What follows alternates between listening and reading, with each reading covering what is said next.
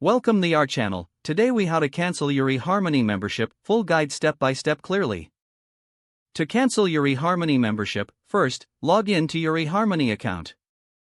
Once logged in, navigate to the Account Settings section. Look for the Membership tab within the settings.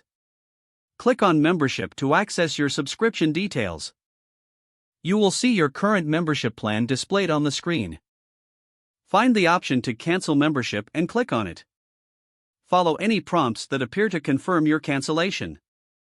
Make sure to check if there are any final steps or confirmation emails you need to address.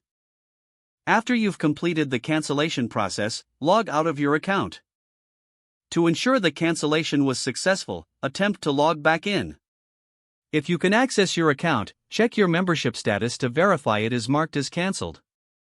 If you encounter any issues, reach out to eHarmony customer support for assistance.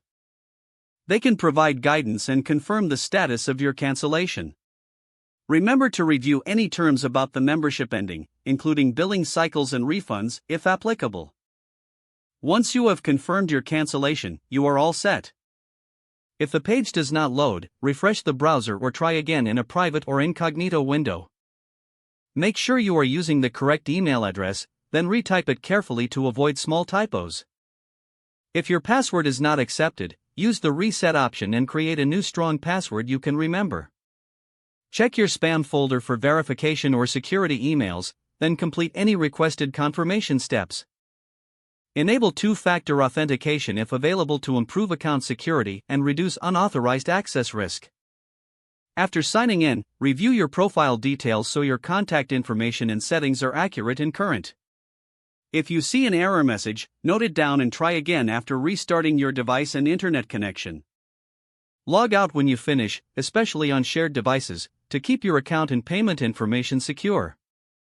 If the page does not load, refresh the browser or try again in a private or incognito window. Make sure you are using the correct email address, then retype it carefully to avoid small typos. If your password is not accepted, use the reset option and create a new strong password you can remember. Check your spam folder for verification or security emails, then complete any requested confirmation steps. Enable two-factor authentication if available to improve account security and reduce unauthorized access risk. Don't forget to like this video and subscribe to our channel for more step-by-step tech guides.